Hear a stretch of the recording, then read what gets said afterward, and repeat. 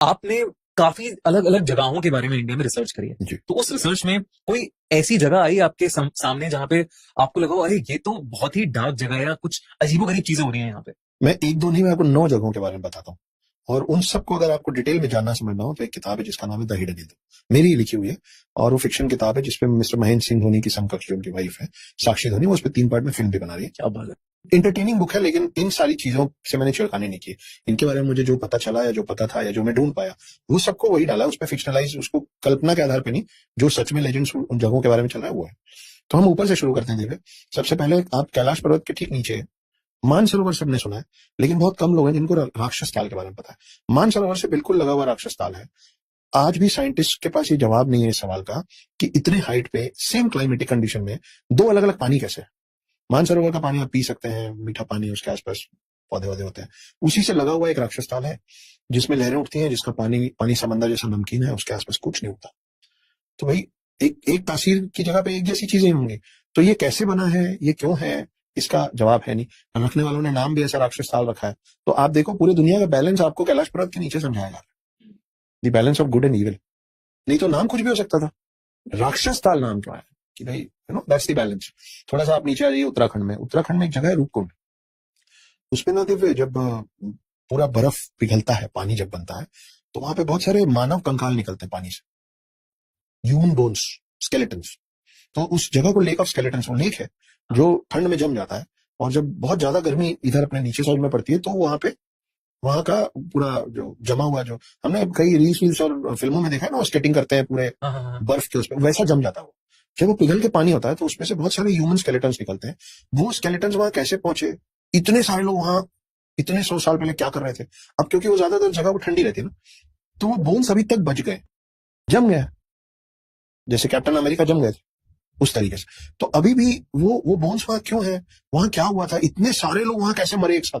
तो जैसे आप ये इस जगह के बारे में बता रहे हो रूपकुंड, ये तो मैंने बिल्कुल ही नहीं सुना था कभी। और हर बार जब बर्फ पिघलती है तो वो स्केलेटन्स मिलते हैं? बहुत सारे स्केलेटन्स मिलते हैं। अब तो कई लोग जाते हैं उन स्केलेटन्स की पूजा करने, अगोरी तरीके के लोग, नागा साधु तरीके के लोग, और भी लोग, कुछ और समुदाय भी हैं नॉर्मली जो हमारे जैसे रहते हैं, वो लोग भी जाते हैं। उन हड्डियों को उठा के उसको सेट करके उस पर पूजा की जाती है। लेकिन ये आपको कोई थ्योरी पता चली कि इसके पीछे के उस पर्टिकुलर जगह पे ही क्यों? ये सब की थ्योरी और वो स्केलेटन्स कौन है, किनके हैं, वो सबके लिए आप द हिडन हिंदू पढ़िए, क्योंकि फिर ये बहुत लंबा, मैं उसको एक्सप्लेन करूंगा। लेकिन वो बहुत इंटरेस्टिंग थ्योरीज मैंने दी है सारी 9 जगहों पे। तो अभी पहला हमने बात की मानसरोवर राक्षस ताल, फिर अभी रूपकुंड की बात की। थोड़ा और नीचे जाते हैं, कुलधारा राजस्थान सबने सुना ही है, उस पर मैं ज्यादा कुछ नहीं बताऊंगा, पर हाँ मैं वहां गया हूँ।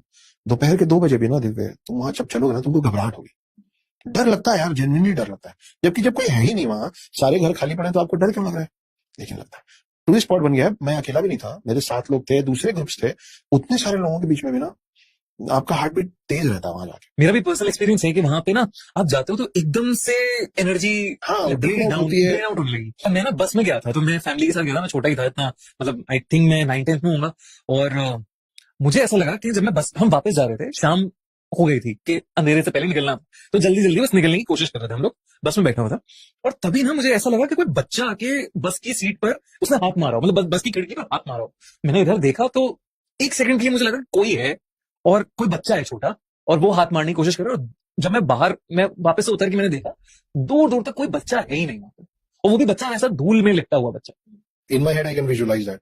वो जगह है थोड़ी, वो मायावी सी लगती है मुझे जगह है वहां कुछ तो एनर्जी है जो जो परेशान करती है, मन खराब होता है हमारा। वो एक्चुअली भाई है ना, पालीवाल ब्राह्मण जो उसके पीछे की कहानी है कि वो उनका घर है, तो वो अभी भी कहते हैं रहते हैं वहां पर। पैरेलल वर्ल्ड में भी, पैरेलल वर्ल्ड पे भी मैं आऊंगा। वो इंटरसेक्शन हो सकता है वहां, इंटरसेक्शन हो सकता कि वो है वहां पर, आपको और हमको नहीं दिख रहा, यू नेवर नो। तो इसके नीचे मध्य प्रदेश में एक बहुत बढ़िया जगह है, उसका नाम भीमकुंड है। है भीमकुंड। उसकी जो लेजेंड, जो स्टोरी है वो ये है कि उसका नाम ही भीमकुंड इसलिए कि द्रौपदी को प्यास लगी थी। उस समय वो लोग अज्ञातवास में थे और उन्होंने गदा से इतनी बार एक ही जगह पे प्रहार किया था जब तक पानी नहीं निकल गया, तो वो भीमकुंड है। लेकिन उसका एक बहुत इंटरेस्टिंग पार्ट ये कि एक तो वो मतलब रुका हुआ पानी है, कुंड है, रुका हुआ पानी है, तो रुका हुआ पानी तो खराब होना चाहिए, हाँ, सड़ जाता है पानी या उसमें बदबू आने लग जाती है। वो पानी एकदम नीला यार, वो पानी खराब नहीं होता। और आप मतलब देवभूमि भारत के किसी भी कोने में अगर कोई अर्थक्वेक या इस तरीके का कोई नेचुरल कैलेमिटी आने वाली होती है ना, तो उसका जो स्तर है वो बहुत ऊपर बढ़ जाता है। जबकि वो कहीं से, मध्य प्रदेश में तो लैंड लॉक्ड है ना, तो ओशन से तो जुड़ा हुआ नहीं है, तो वो पानी नीला क्यों है, कैसे है, और उसका सोर्स क्या है? सोर्स क्या है नहीं मालूम। आज तक आप उसके अंदर तक मतलब फाइनल डेप्थ टच नहीं कर पाए हम लोग। अच्छा, नहीं मालूम है वो कितना गहरा है। आप उसमें जाते हैं, आप नहाते हैं, सब होता है, लेकिन जब भी कुछ गलत होने वाला होता है ना, तो उसका स्तर अपने आप बहुत ऊपर हो जाता है, तो वो साइन देता है आपको कि गड़बड़ होने वाला है। वो कैसे है नहीं पता। फिर आप महाराष्ट्र आ जाइए, एलोरा टेम्पल, क्या मिस्टीरियस चीज है। किसने बनाया वो आज तक हमको पता नहीं है। आज के भी आर्किटेक्ट्स उसको बना नहीं सकते। एक सिंगल पत्थर को ऊपर से नीचे की तरफ तोड़ते हुए एक सिंगल चट्टान को इतना खूबसूरत मंदिर बना देना। आप सोचो उसको अंदर दिमाग में कंसीव कैसे किया होगा बनाने वाला, कि भाई ऊपर से बनाना चालू करूंगा और आखिरी तक बना दूंगा। चलो, कुछ भी किसी ये कोई साइंटिफिक स्टाइल ही होगा उनका बनाने का, है ना, ये यूं नहीं हो सकता। चलो बना भी लिया।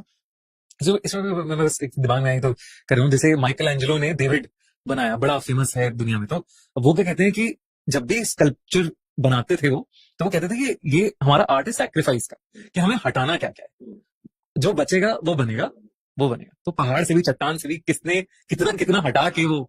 मैं भी इसी बात पे आ रहा हूँ कि जो हटा था ना, वो कई लाख टन पत्थर थे, जो छेनी हथौड़ी से बनाया गया वो पूरा मंदिर, ठीक है, छोटे से हथौड़ी से तोड़ तोड़ के। तो भाई कितने कतरन निकले होंगे पत्थरों के, लाखों लाखों टन। वो कई 100 किलोमीटर तक आज तक नहीं मिला। तो इतना जो हटाया गया, वो कहाँ है? वो कहाँ है, वो आपको आज तक नहीं पता। फिर हम नीचे आ जाते हैं। एक वीरभद्र टेम्पल है, उसको टेम्पल ऑफ पिलर्स भी बोलते हैं। उसमें बहुत सारे पिलर्स हैं, लेकिन एक ऐसा पिलर है उसी मंदिर के अंदर जो हैंगिंग पिलर, मतलब वो जमीन से टच नहीं होता है। तो आप ऐसा सोच सकते हो ना कि जब वो जमीन से टच ही नहीं हो रहा है, तो मतलब वो बिल्डिंग को तो सपोर्ट नहीं कर रहा है, तो आप उस पिलर को हटा दोगे तो कुछ नहीं होगा। लेकिन आप जब भी उस पिलर को हटाने की कोशिश करते हो, तो पूरा मंदिर डावाडोल हो डगमगा जाता है। जाता है। वो क्यों ऐसा है वो नहीं मालूम। वो ऊपर से टंगा है, लेकिन आप उसको हटा नहीं सकते। आप उसको हटाओगे तो मंदिर ध्वस्त हो जाएगा। और वहां पे पूजा, मतलब मन्नत मांगने का जो तरीका है वो यही है कि पिलर के नीचे से आप एक कपड़े का टुकड़ा निकालते हो और मन्नत मांगते हो। अच्छा, तो वहीं से, मतलब वहां मन्नत ही वैसी मांगी जाती है। इसके नीचे आप आ जाओ, पद्मनाभ स्वामी टेम्पल के बारे में हम सबने सुना ही हुआ। तो पद्मनाभ स्वामी टेम्पल में सारे दरवाजे खुल दिए गए सिवाय एक के। उस दरवाजे के पीछे कोई बोलता है कि समंदर की आवाज आ रही है, कोई बोलता है चीखने की आवाज आ रही है। अब वो अगर दरवाजा है तो उसका ताला तो होना चाहिए, है ना। चलो वो वाला दरवाजा होगा जैसे अलमारियों में होता है कि सीधे दीवार पे चाबी घुसेगी, तो ना चाबी है ना कुछ ऐसा डालने का, तो वो दरवाजा खुलेगा कैसे, वही नहीं मालूम। और उसको किसी कारण से सुप्रीम कोर्ट ने रोक रखा है कि you can not open it. तो सुप्रीम कोर्ट का क्या इन्वॉल्वमेंट है कि उस दरवाजे को क्यों नहीं खोलना है, उसका जवाब भी हमारे पास आज तक नहीं है। इस तरीके की बहुत सारी, ये तो मेन है। मैं कितना बताया, 5-7 बताया टोटल, ऐसी 9 जगहों के बारे में मैंने, और उसके पीछे थ्योरी क्या है और उसका पर्पस क्या है, ये सब फिक्शनलाइज्ड वे में मैंने द हिडन में लिखा है। लोग बहुत पसंद कर रहे हैं। It is right now the highest and the fastest selling book of Bharat. Absolutely, and congratulations for that. एक और इंटरेस्टिंग मैं आपको मंदिर के बारे में बताता हूँ, जिसके बारे में मैंने बहुत कम बोला हुआ है। ये है महामाया मंदिर, महामाया। और ये है अंबिकापुर में, जहाँ की मैं पैदाइश हूँ। वहां पे ना आज भी अगर 2 लोग एक दूसरे को झूठा साबित कर रहे हैं, नहीं नहीं तुम झूठ बोल रहे हो, नहीं नहीं तुम झूठ बोल रहे हो, तीसरा व्यक्ति आएगा बोलेगा ठीक है दोनों जन महामाया माई की कसम खा लो। जो झूठ बोल रहा होगा ना वो नहीं खाएगा, वो कुछ भी करेगा, वो 100 कहानी इधर उधर की बनाएगा, लेकिन वो एक लाइन नहीं बोलेगा कि मैं महामाया माई की कसम खाता हूँ कि मैं सच बोल रहा हूँ, नहीं बोलेगा। ये कोई क्रीचर है या देवी है? देवी है, देवी है। उनको अभी भी बकायदा वहां बलि चढ़ती है, बकरे की बलि चढ़ती है। हमने देखा है अपने आप से, आज भी चढ़ती है। मैं अब भी गया था 3-4 महीने पहले। वो बकायदा पत्तल दोना, जो लीफ का जो उसमें परोसा जाता है वो प्रसाद के तौर पे, हर कोई उसको कंज्यूम करता है उस प्रसाद को। वहां की कमाल की बात यह है कि वहां पे ना आप गलत कसम नहीं खा सकते, देवी सुनती है। और एक ऐसा इंसिडेंस हुआ था, मैं बचपन से बात सुनता आया हूँ, कि एक कपल था, उनको उनको बच्चे नहीं हो रहे थे, सब कर लिया था। तो किसी ने बोला यार तुम पूरी दुनिया में घूम घूम के मन्नत मांग रहे हो, डॉक्टर के पास जा रहे हो, है ना, सारे बड़े बड़े मंदिरों में जा रहे हो, महामाया माई के पास जाके दर्शन करो। किसी और समुदाय के थे, हिंदूज नहीं थे। तो बोले एक बार जाके वहां मत्था टेको, वहां पे मांगो। तो वो जो हस्बैंड थे वो गए और उन्होंने वहां पे बोला, और जो बोला था कि जाओ तो वो लेके गया। तो वो बंदा भी साथ में था, वो बगल में खड़ा था। उन्होंने महामाया माई के सामने हाथ जोड़ा और बोला कि मेरे को एक बेटा दे दीजिए, मैं एक जोड़ा बकरा चढ़ाऊंगा। एक जोड़ा बकरा मतलब 2। जुड़ा, है ना, तो 2 2 पीसेस चढ़ाऊंगा, एक जोड़ा बकरा चढ़ाऊंगा। बोले वो आ गए। थोड़े समय बाद उनकी वाइफ प्रेग्नेंट हुई, बच्चा हुआ। जैसे ही बच्चा हुआ तो वो बंदा बोला कि आपने बोला था कि बेटा दे दो तो मैं एक जोड़ा बकरा। वो बोला नहीं नहीं यार तुम गलत सुन रहे थे, एक जोड़ा बकरा नहीं बोला था, एक बकरा बोला था। बोले नहीं नहीं मैंने ध्यान से सुना था, आपने बोला था एक जोड़ा बकरा चढ़ाओ। बोले नहीं नहीं तुमको याद नहीं होगा, एक बकरा चढ़ाओ। तो उस बंदे ने बोला ठीक है जैसा ठीक लगे। वो पट्टा गया, उसने एक बकरे का वो किया, चढ़ा दिया, बलि चढ़ाई। वो आ गया। थोड़े दिन बाद उसको समझ में आया कि उसका जो इकलौता बेटा है वो ना बोल सकता है ना सुन सकता है। वो माना कि मैंने गलत बोला था। वो बोला मैं एक और बकरा चढ़ाता हूँ, मैं फिर से एक जोड़ा बकरा चढ़ाता हूँ। भैया नाराज हो गए थे। वो बच्चा आज भी ना बोल सकता ना सुन सकता। ये सच है। तो ये कौन कौन है ये देवी, मतलब इनकी क्या कहानी है? सती जब हुई थी, शिव जी जब शरीर लेके उनका घूमे थे, तो सर और धड़ उनका जो गिरा था वो दो जगह गिरा था, एक अंबिकापुर एक रतनपुर। ये पास पास है छत्तीसगढ़ में। मैं अंबिकापुर की पैदाइश हूँ। सारे देवों से भी ज्यादा इसे देवी की मान्यता है, मामा मैया। तो मामा माई के मंदिर जाना चाहिए, सभी को जाना चाहिए, देखने लायक जगह है और बड़ा बहुत पावरफुल जगह है।